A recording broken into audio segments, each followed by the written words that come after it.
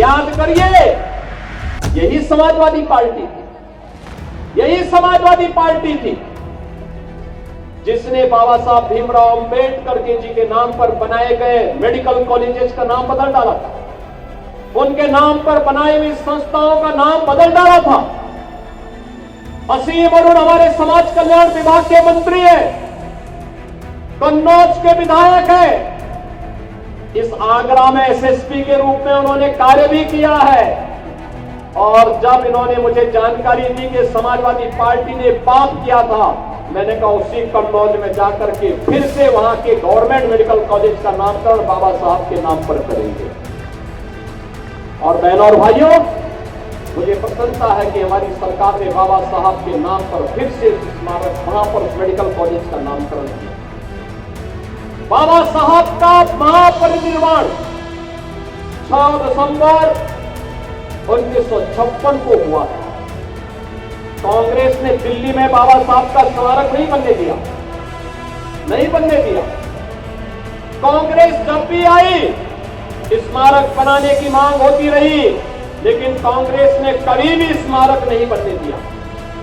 बाबा साहब को भारत रत्न नहीं देने दिया। कांग्रेस की पीढ़ियों के लिए तमाम कांग्रेस के नेहरू गांधी परिवार के सदस्यों के लिए 50-50 एकड़ के स्मारक बनाए गए, लेकिन बाबा साहब के नाम पर 1 इंच जमीन भी उन्होंने कांग्रेस ने दिल्ली में नहीं देने दी। बाबा साहब को के लिए भारत रत्न देने का काम तब हुआ जब सर्दार अटल बिहारी वाजपेयी जी के द्वारा, भारतीय जनता पार्टी के द्वारा दिल्ली के अंदर सरकार को समर्थन किया जा रहा था। तब बाबा साहब को भारत रत्न से सम्मानित किया गया।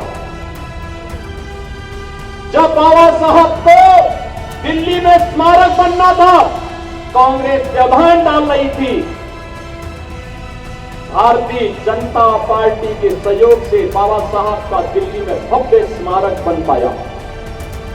बाबा साहब की जन्मभूमि मऊ मध्य प्रदेश हो, बाबा साहब के द्वारा उच्च शिक्षा इंग्लैंड के जिस भवन में ली गई थी, इंग्लैंड के उस भवन को बाबा साहब के स्मारक के साथ साथ भारत से जाने वाले अनुसूचित जाति जनजाति के छात्रों के लिए उच्च शिक्षा का अध्ययन का केंद्र बनाने और स्कॉलरशिप की व्यवस्था ये प्रधानमंत्री मोदी जी के द्वारा किया गया।